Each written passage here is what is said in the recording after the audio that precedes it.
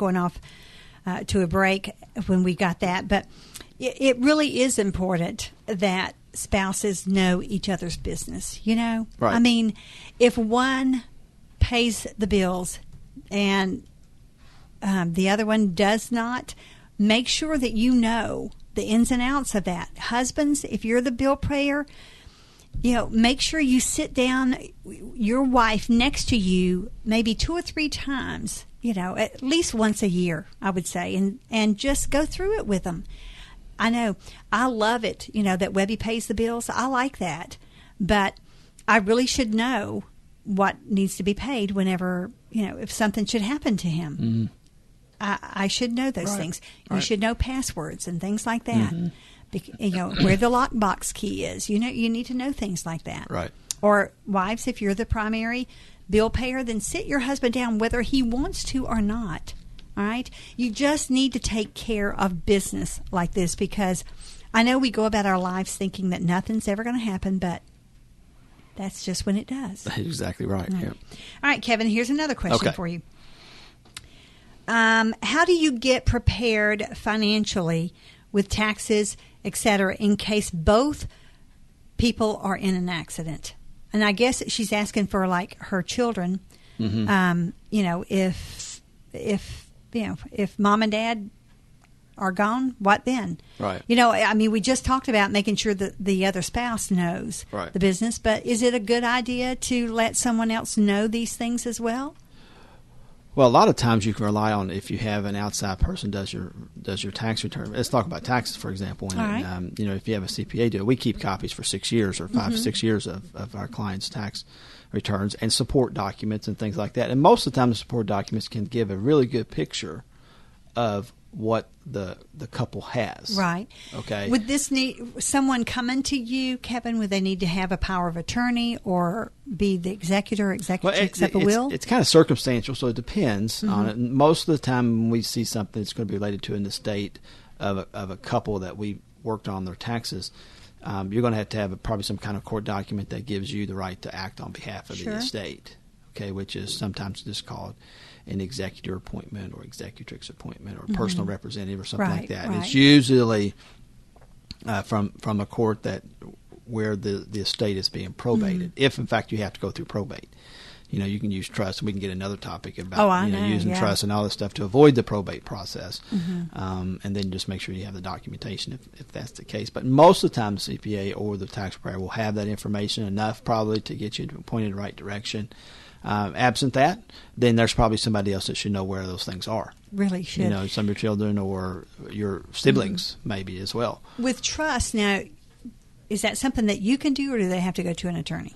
We can advise on how the trust should be set up and what the trust needs to I think somebody accomplish. One time with a question.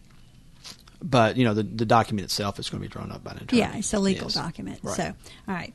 I thought so, being in the legal world, but I'm like, well, maybe I don't know that, so I thought I just would ask.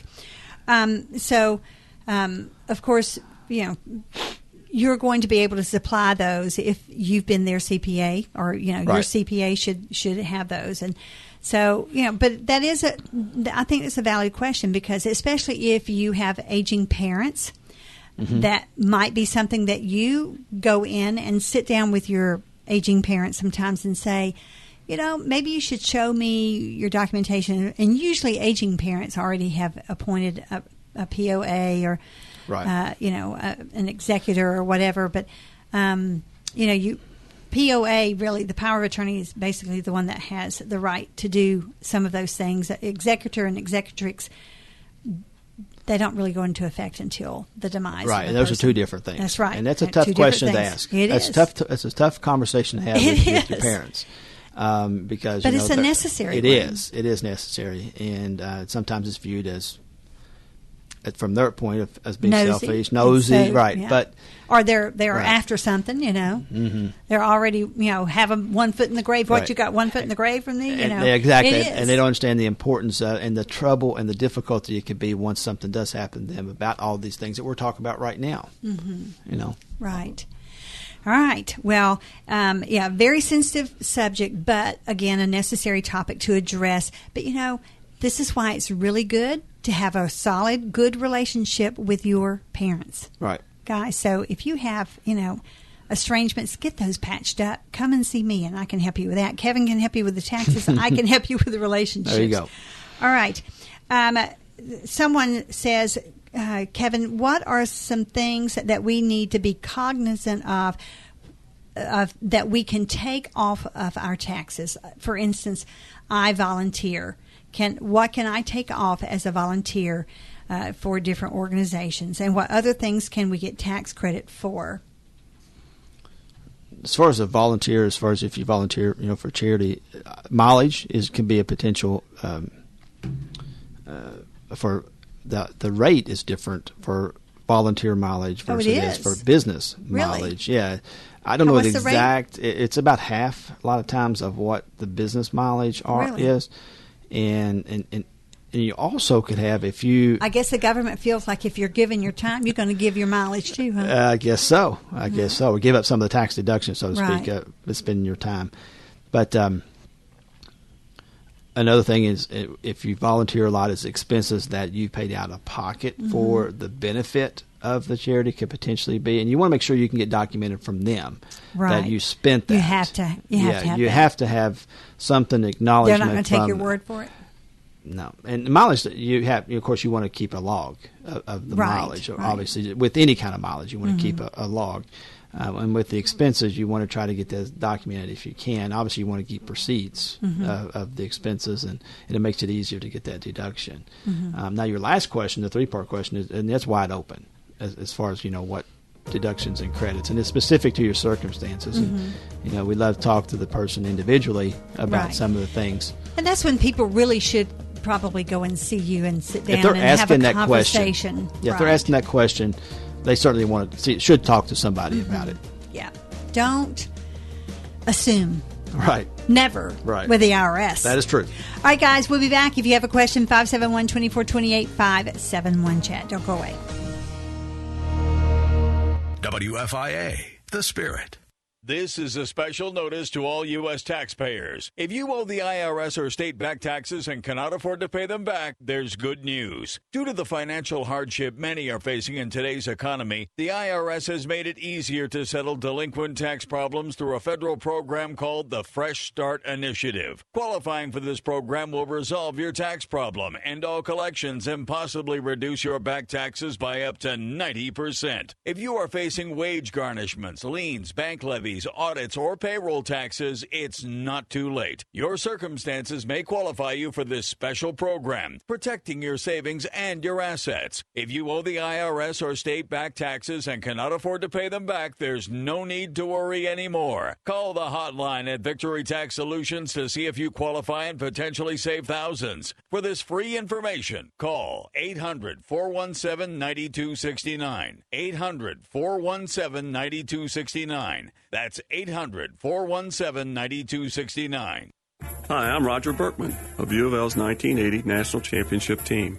Shortly after I graduated, a group of U of L students and alumni created their very own credit union, the University of Louisville Student and Alumni Credit Union. Today, that credit union is Class Act. Not just anybody can become a member, but you can if you or a family member has ever attended U of L. You see, I'm not only a member of U of L's first national championship team, I'm also a member of Class Act. Class Act. It's like straight A's for your money. Member NCUA. You know, Dad, this camping trip's a great idea. Yep, just a roaring campfire and a tent. What's that? Oh, no, it's the Al Real. He's letting us know about some great outdoor deals on Owry.club. Why is that a bad thing?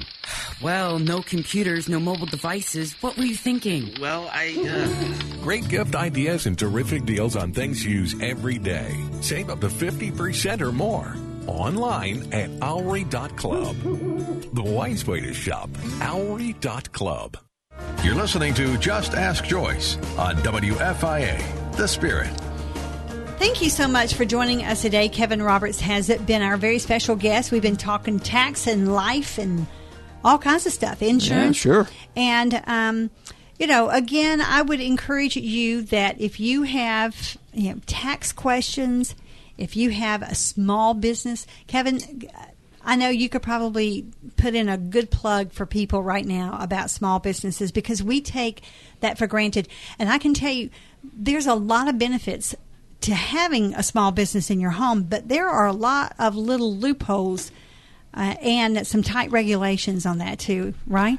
Yeah, we want to make sure we qualify for some of those. But yes, there's several that has a really big benefit for what I would call work at home type, right? A small business out of your home, that you get in that environment that you don't get with anything else, right? For the most part, it really can serve you well. And if you are someone that does your own taxes, you might not be aware of all the tax breaks that you would get, and it might really.